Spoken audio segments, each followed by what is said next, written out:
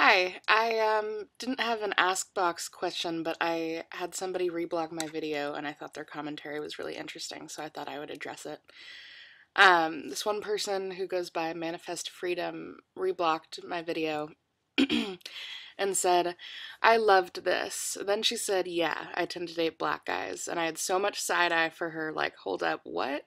Reminds me of my white friends who'd say, I date black men because black men like my big ass, white men don't. And was reminded how and why fat positivity dismisses and silences women of color. I watched her response video because I wasn't sure at first and didn't want to assume how she IDs, and she made no mention of white privilege or anything, so I'm still not sure, to be honest. But yeah, you date black guys. Privilege check, because you're a fat woman who still appears to be white. And if you aren't, it's worth talking about light-skin privilege. Wears nice clothes and tends to date men. And no shit for you, we should all be able to be fat and fancy, but there's a lot of privilege in your and the general fat positivity movement's lightness and general conventional prettiness that you don't necessarily get rid of because of being fat. And for fat black women who date black men, or hope to, I imagine that the fact that all the black men are still putting your lightness on a pedestal could be really hurtful. I can't really formulate the words for why this makes me so uncomfortable, but it feels like black men are trophies that you tend to date, in the same way that I tend to prefer lip gloss to lipstick. Also, white women's tendencies to date black men reeks of unchecked privilege. Yeah, that made me super comfortable and sad because this piece is so powerful. Um, I was actually really, really glad when I saw that commentary because I put that line in, yeah, I tend to date black men.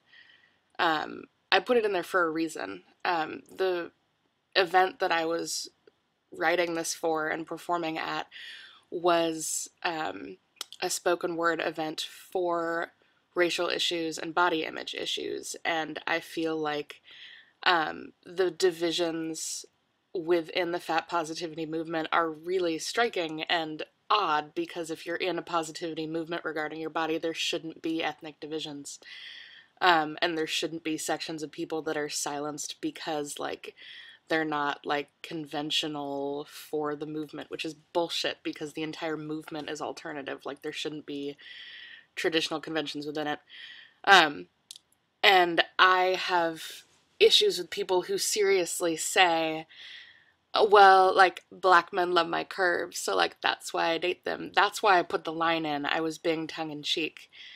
Because when it comes to archetypal portrayals of white women, fat white women, you are always in one of two camps. You're either in the, like, super, super upper class, like, decadent, like, large white figure, like, having some help feed you grapes or something, like lusting after the cabana boy, like living in like a plantation home.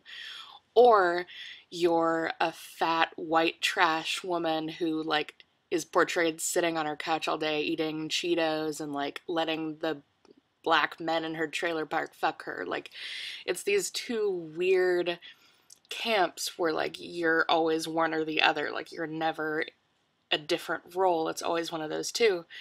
Um, and in my experience, I am expected to date men of color or have sex with men of color because those are the people who are expected to only be attracted to me. So it's like this double stereotype where men of color are expected to only go for me and I'm expected to only go for them. And in my experience, stereotypes aren't stereotypes because they're based on a kernel of truth. They're stereotypes because they're based on collective sustained ignorance of a certain issue or a certain type of person. And in my case, there's nobody that I tend to go for, so I thought it was interesting every time somebody's said to me or somebody's implied that, like, I've dated a certain type of person because they're only into what type of person I am. And that entire part of the poem was intended to point out certain stereotypes. Um, and I was explaining or trying to illustrate the, like, decadent upper class white woman thing in that portion, like feasting on delicacies and, like, having somebody, like, wait on me and then I also fuck them. Like, the stereotype that I was trying to portray in those two lines, and then right after that, I was trying to illustrate like the skinny white woman stereotype of like compulsively chewing gum and like doing everything for women who pressure you, like your mother. I was trying to do like a double-edged sword stereotype in that stanza.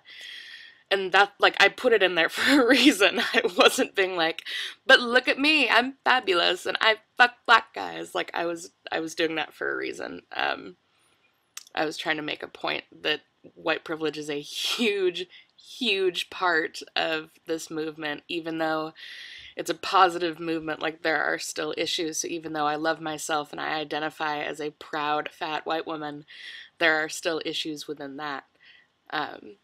That I wanted to address. So I'm so glad that somebody finally caught on to that and was like, nah, fuck that, because yeah, it's a huge issue. So cool. Thank you, Manifest Freedom, whoever you are, for bringing that up. Yeah, that's the explanation. If anybody else wants to pick shit apart, let me know, because I'll talk about it. So thanks for watching. Sorry I rambled.